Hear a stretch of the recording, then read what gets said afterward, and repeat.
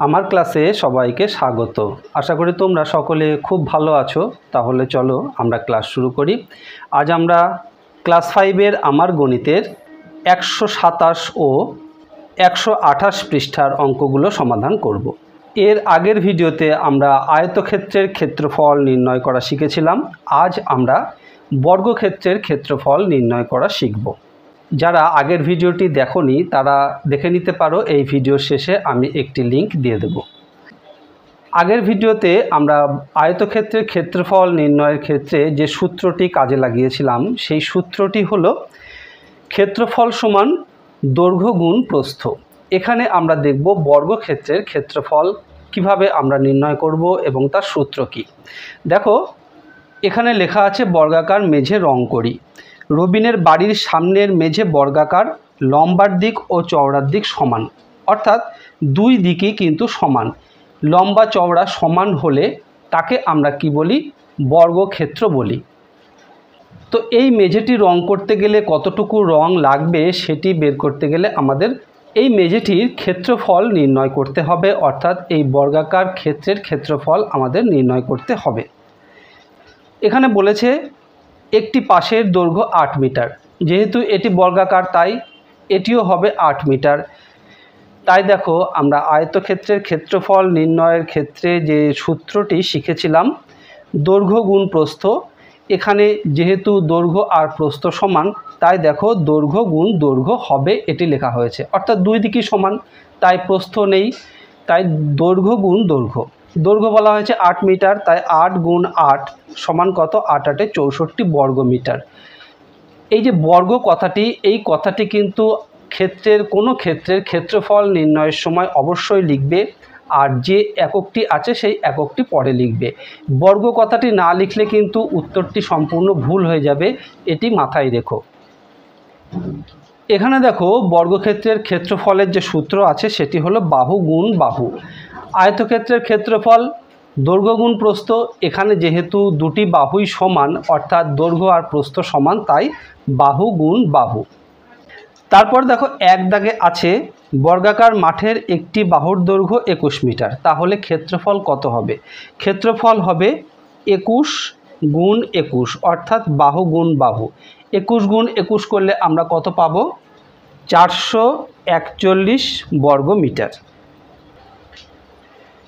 তারপরের অঙ্কটি দেখো আছে বর্গাকার জমির ক্ষেত্রফল 100 বর্গ মিটার। এর আগের অঙ্কে আমরা দেখেছি একটি বাহুর দৈর্ঘ্য দেওয়া আছে আর এখানে ক্ষেত্রফল দেওয়া আছে। ক্ষেত্রফল দেওয়া থাকলে একটি বাহুর দৈর্ঘ্য আমরা কিভাবে পাবো?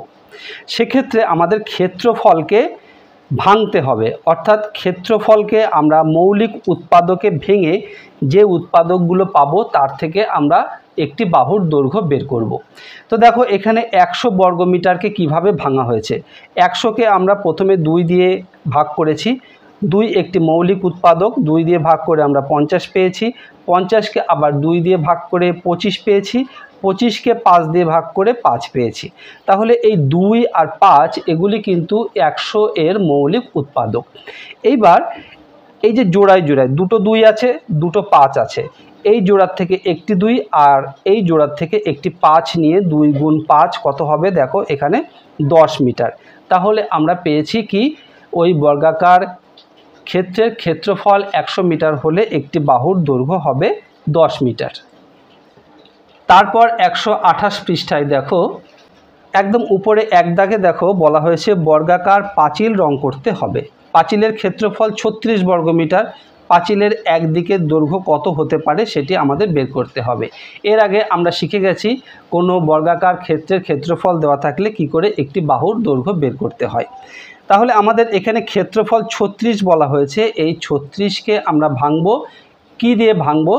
আমরা মৌলিক উৎপাদকে ভেঙে এর একটি বাহুর দৈর্ঘ্য আমরা বের করব। চলো আমরা এখানেই করে ফেলি।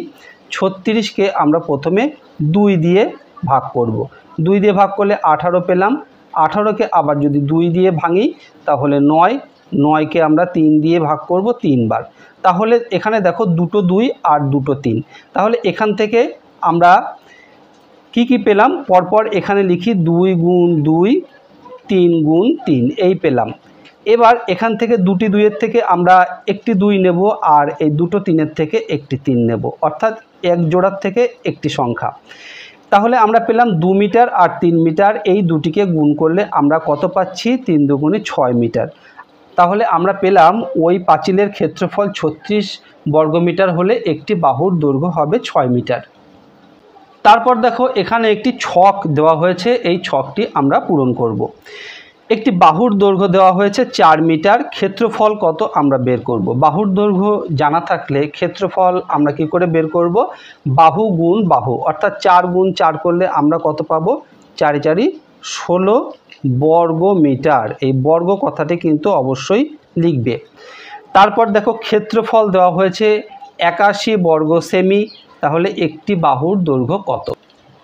81 বর্গ সেমি যদি ক্ষেত্রফল হয়, একটি বাহু বের করতে গেলে একে আমরা মৌলিক উৎপাদকে ভাঙি, 3 দিয়ে ভাঙি, তাহলে কত হবে?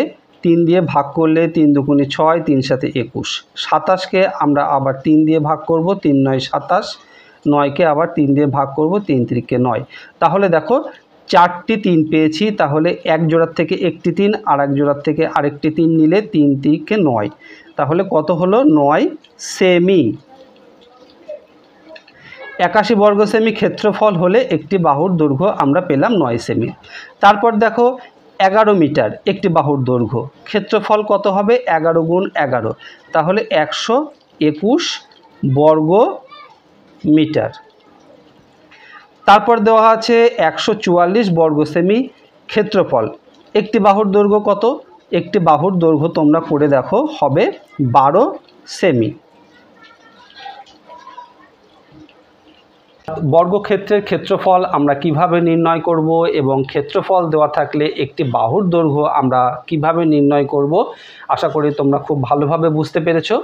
তাহলে আজ এই পর্যন্ত থাক, এর পরের ভিডিওতে আমরা এই অঙ্কগুলো করব। এখানে দেখো 6টি অঙ্ক আছে, এই অঙ্কগুলো আমরা পরের ভিডিওতে করব। ভিডিওটি ভালো লাগলে অবশ্যই একটি লাইক করো, আর তোমার বন্ধুদের মধ্যে শেয়ার করে দিও, তাহলে তোমার বন্ধুরাও কিন্তু শিখতে পারবে। আর এই রকম ভিডিও আবারও পেতে চাইলে চ্যানেলটি অবশ্যই সাবস্ক্রাইব করে রেখো। খুব ভালো থেকো, দেখা হবে আবার পরের ভিডিওতে। ধন্যবাদ।